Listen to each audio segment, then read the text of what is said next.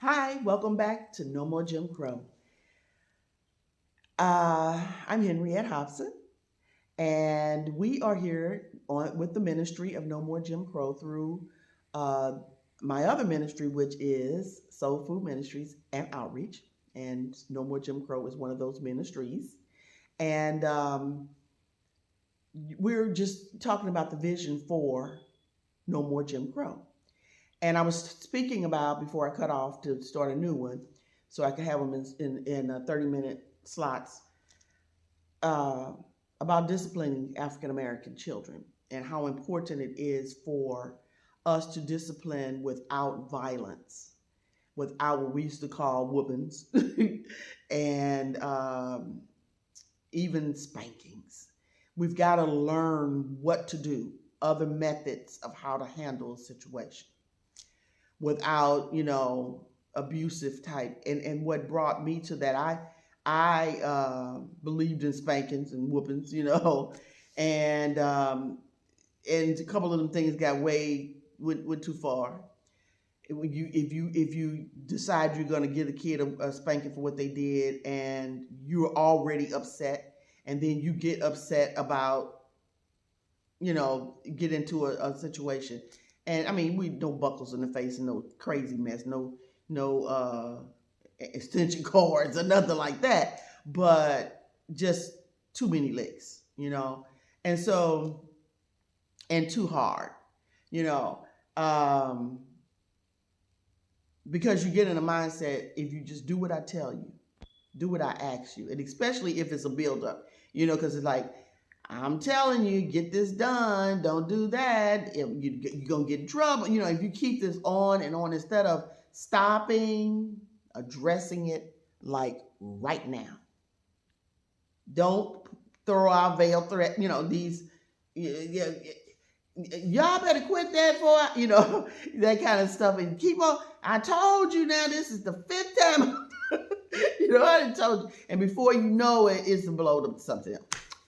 So anyway, the picture came on that they always show with this man with these keloid whip marks on his back. This black man that had been in slavery, and he had been beaten so badly, and he had these keloid. And I had seen that picture many times, and you cringe every time you see it. But this time, one particular time, I saw that picture, and the Lord just, I can't even remember right now what he said in me, but I felt something click inside of me about no more whoopings, no more spankings should be done to kids. And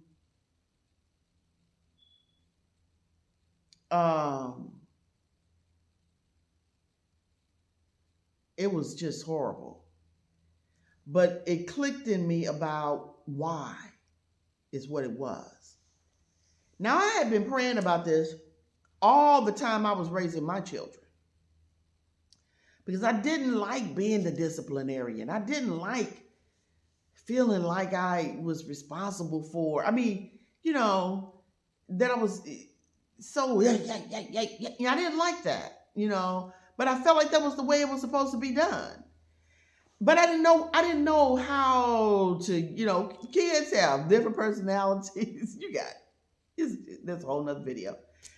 But you've got all this going on. You've got one kid that's a mild tempered. Then you have another kid that, I had every personality seem like there was. I had 4. I had 5. One of them's in heaven right now, and thank God, thank God Jesus raised them, because that's a perfect parent. And, one was this mom. My first child was a very calm, easygoing kid, and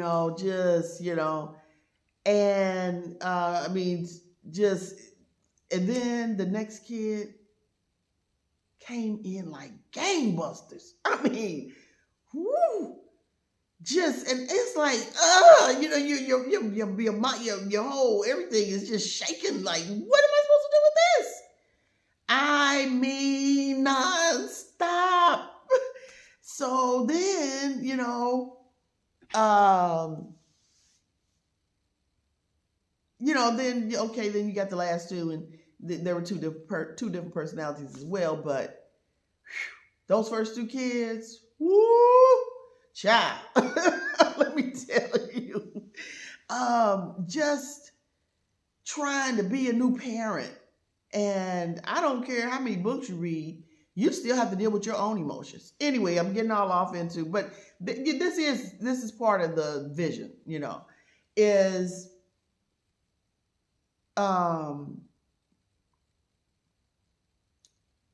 mentoring young women and men about being parents. I can remember when I first got pregnant with my first child, and I wanted kids so bad. I mean, this was just like, I thought my life was not going to be worth living if I didn't have me some children. I wanted children, and I wanted to be a wife. And I did a whole lot of other stuff in between, but businesses and stuff like that. But that was it. I didn't care anything about a career. I started off in the medical field, and then just kind of I wanted to be home and raise my own kids, and I wanted to teach them myself. And I had no idea what that job entailed. I had no idea what it is to be a parent. You think and you have such a love for kids, and you want to, and they so cute and yum yum yum and all that. But let me tell you something. It's more than all the Little House on the Prairie, Waltons.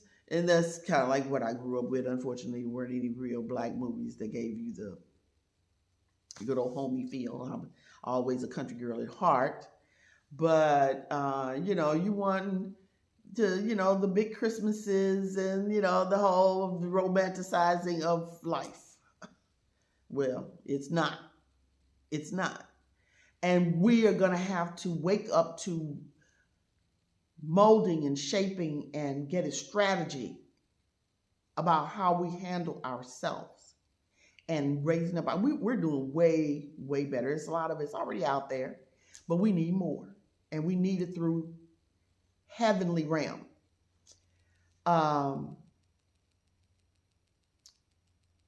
It's we need to. I was saying I went to Lamaze classes. And in the Lamaze classes, they teach you a lot about doing this and that and that. And that needs to be brought about. I don't know. We need that of our own. Young girls that are pregnant need to have a place to come where there are African American instructors, mentors, and what have, not just some counselor, not some welfare counselor, not some,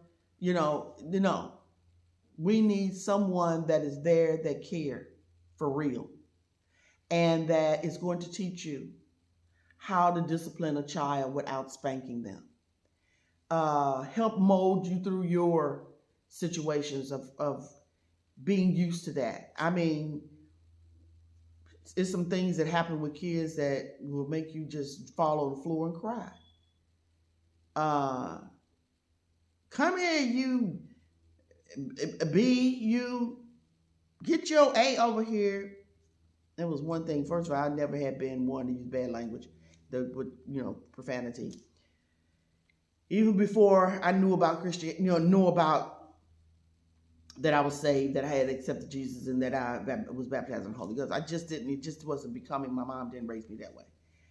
And so I never cussed at my kids. Matter of fact, I didn't really cuss hardly at all. Every now and then, if I get real angry or something, depending on the environment that I'm in, more likely it was at my husband. But even in just regular life, angry or not, no. And then later in life, people can make you, if you let them, they will drive you just like, oh, you don't understand regular English, so let me get bad idea, especially as a Christian, because it is hard to stop cussing. It is. It's hard to stop. So anyway, because for one thing, the enemy tricks you into thinking, for one thing, there are words that were made up, but those words were developed to be something else, and it comes out in the spirit of. But anyway, we should never be talking to our kids that way. I did not cuss at my kids. No matter how upset I got, they would never call bad names or anything. As a matter of fact, I developed calling my when I had males, I called them son instead of my boys, because especially if you're talking to someone that is not African American, that's all they want is an opportunity. Not everyone. I always like to say not every white person or other races are like that, because there's no bad in every, all bad. There isn't. There's just the culture may be bad, the way, they're taught to believe and think, but not every person in that that are of that are the same anyway, or raised that way, or believe that way. So I would call them my sons, because they would just want the opportunity to be able to call them, well, your boys, and even when they were just young males, what we would call a boy. And I've had someone that I had to check, to say, but I didn't know that the person was a racist. I really didn't. I was floating on such a cloud in Christianity and trying to be a decent person. I just wanted to be nice. I wanted to be decent. I wanted to, that I shut my eyes to a lot of things. I made a lot of excuses for people and that's a dangerous thing to do. Don't do that. Don't do that. I don't care what kind of Christian you are. No, there are people you need to put in check and put them in there now. Shut it down from the beginning. Really it is. You have to be led by the Holy Spirit. There are going to be times he's going to tell you, don't say nothing. Don't say a word. And then there are times that but it's people touching you or, that you think will probably be inappropriate or maybe not at all. You have to be, take care of yourself. So anyway, back to the vision. So the vision of the ministry is to, have doulas, people that will go in the hospital with you and get laws changed where a relative or someone that has been assigned to be in that emergency room, in the labor and delivery room, to be in the even the operating room, looking down at everything, watching to see what is taking place. And there really should be laws that all operations are videoed. Anytime that a baby's born and, that everyone that wants to come in can come in without it being a total disruption, because there are things that you can speak up about the treatment without being put out. Okay, without, because, and that's the whole thing. The reason why a lot of things go down is because I was afraid to get put out of the room with a couple of times that I didn't speak up for more than one reason. But one doctor, I got his behind after it was over. Anyway,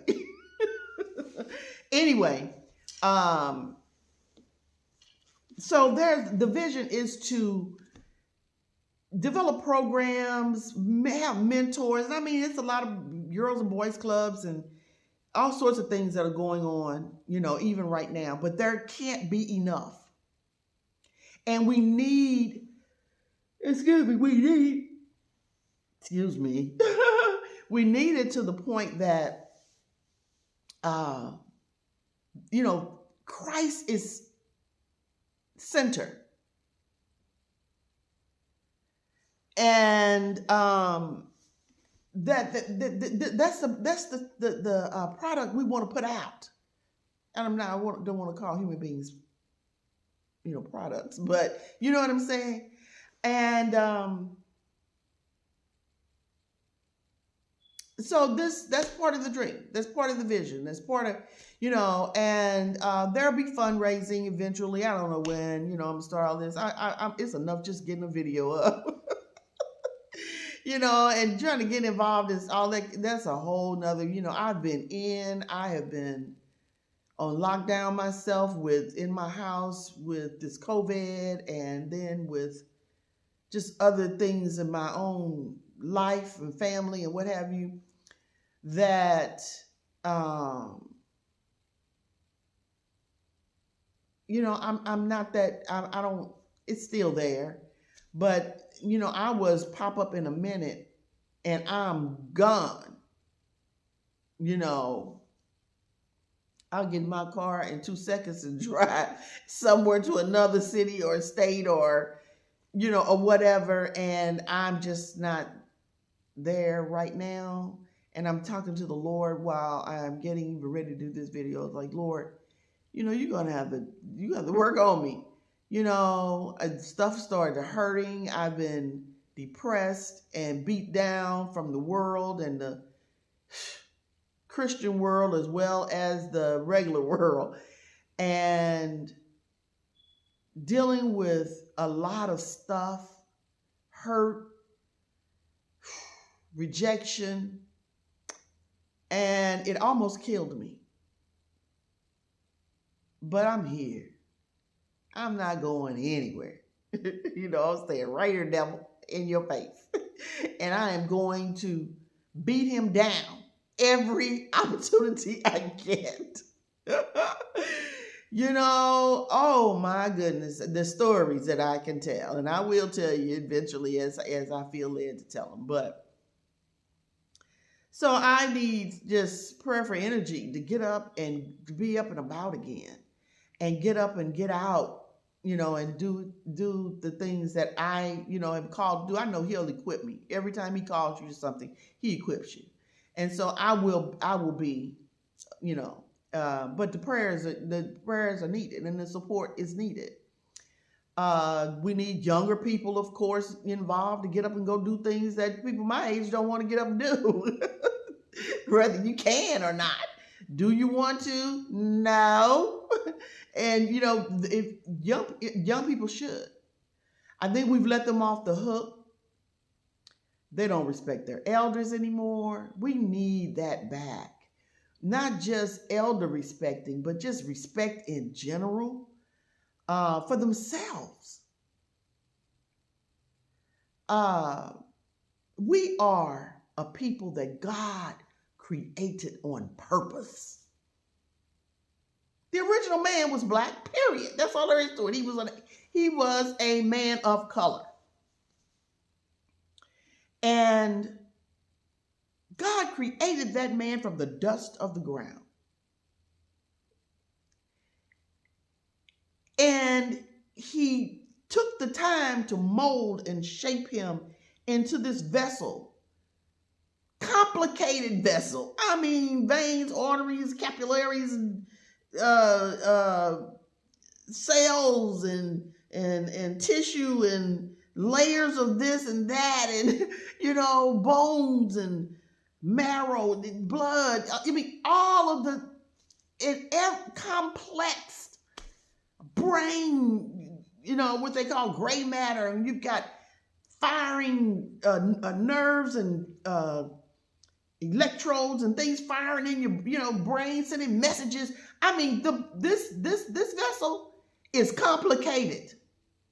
There are things that medical science, even though they have been at it and have ripped a lot of people off a lot of money, with quote research, and you don't have a cure for it, well, it's a whole nother thing. But it's like there have been cures found and it's been suppressed. This is the truth. Anyway, and then he was so proud of his work that he did. He blew his own self into that molded clay. Do you know how much God loves the African American, the Black American? He loves us so much. He created us with pleasure. He is and was proud of what he made. He created a world for us. Worlds. But he planted us on this earth. And he created everything we needed before he even created us. He loves us that much. We were created on purpose. We didn't just mutate into, no. He purposely created us in beautiful, dark hues of color. In that soil, in that dust, is every color. He fixed it so when he built the genetic, makeup of mankind, that it could evolve into a lot of different, because God is multifaceted. There is absolutely nothing about him that is one little meaning. He is, everything about him is multi. And so there we are. Here we are. We've got this beautiful creation that he made. And he saw to it, and he just pampered us along. He pampered Adam along, visiting him and talking to him and mentoring him and showing him. He was just, like stroking him, there's this for you and that's for you. And, oh, look at all the stuff I got. It's Christmas in Eden. And he just, just petted him along. Maybe in my mind, I was thinking about the Grinch and the little girl when she got up in her little gown and the Grinch caught the Grinch, in there. And I don't mean to associate God with the Grinch. Not at all. It's not the same. But it was the way he just kind of petted her on a little rump in the room, and guided her like, okay, And I could just see God just petting us on, guiding us and just loving us. And then when he saw that everything he had made for Adam, that he hadn't made anybody to mate with Adam. Adam is out there. I guess he's watching everybody else, all the animals out there mating, but he didn't have anybody to mate with. And I don't know what went down. I'm not saying nothing crazy, it happened. But God knew Adam's heart. He knew Adam's, he and Adam were, ace, boo, coons, as they say. They were, tight. And he was in Adam, and they flowed. And he's looking at Adam and thinking, oh, Lord, this is like, oh, poor Adam, he needs somebody. Everybody's got to mate but Adam. So I have to make Adam and Eve. And so he said, okay, Adam, I need you to, I don't know, I'm paraphrasing, I don't know, did he say Adam lay down? So he could get the rib out of Adam and make Eve. My phone looks like it's trying to die out or something. I don't know what's going on, but he took Adam and they said he put him to sleep, and he took out a rib, and he made Eve out of that rib. Now I don't know if he actually took the whole rib bone, or if he just took the marrow out of the bone, or maybe he took the bone. I don't know. He created Adam another bone, hip bone connected, but Yeah, I'm getting silly. It's probably time to stop. I'm getting slap happy. And so, but this is how we're supposed to be. This is how we're supposed to be. And so, so he created a woman, a person for Adam that would match and suit Adam's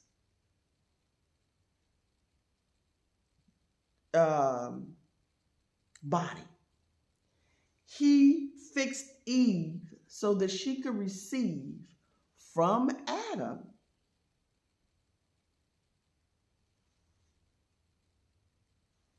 to reproduce, to have fun, and enjoy having sex together and mating. It was no, all the other stuff that came along that was not pleasant about reproduction came along after they messed up. So if he did not want or intended for Adam to not have a female Eve, then he would have not made an Eve with a vagina. I'm just keeping it real. He would have made somebody with the same parts. It just doesn't, you can try to out-reason God if you want to, but it's ridiculous. Just listen to what I just said. Not that I am a medical scholar or whatever. You don't have to be to figure that out. Okay, and I'm not trying to, get into hurting somebody's feelings that are dealing with this. This is what you say you are, da-da-da. That's not what this program is about. But I am making a point for African American people about who you are, how loved you are, and you're okay just like you are. Are we born with birth defects and flaws? And yeah. Do we want to correct some things on us? Yes. I can spend a whole entire hour video picking out stuff on me I want to fix that went south and west, east, and everything else. But we have got to understand God and how he loves us, and have our self-esteem in the fact that he created us on purpose with all of the love and passion and attention and warmth that there is. He gave us his glory. They were so just beautiful and in touch with God and, benefiting from all of the wonders of him and his presence and his love for them, that they didn't even know that they were naked. Wasn't even a such thing as called naked. That's the test alarm going off for the tornado alarm. They're testing usually on Mondays. And then when they disobeyed and listened to the evil one tell them, but you know what? There's more than God. Now they're trying to tell him there's more than what God told you should be. No, not more than what God tells you should be.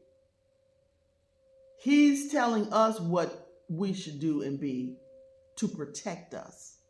There are realms you should not ever try to go in. We can go in his realms, God's realms, in his name. When you start trying to go into the spirit realm, dealing with the third eye and your chakras and all of you go off into a whole flesh realm and start. You're not dealing with God. You're dealing with demons. These gurus and whatever can tell you all of the craziness and try to make that stuff seem like whatever. But you're dealing with demons on the dark realm world. And it is not going to do anything but cause you destruction. We are going to learn and practice going into the heavenly realm, just being in his presence. But we're going in the name of Jesus. And we need to get, okay, I'm getting ready. I'm going over 30 minutes. So that's a whole nother video again. I'm getting a little tired, getting a little giddy. And I haven't even had breakfast this morning yet. I haven't even eaten anything. And it's okay if I'm fasting, that's fine too. So anyway, we're gonna wrap it up for here and now. And we'll come back and we'll finish up a little bit later. Thanks so much for being here. I love you. Whoever you are, wherever you are, I love you. And thank you for paying attention to anything I'm having to say. For my sake, my people's sake, and for your own sake. Because of Jesus, we will all benefit. See you next time.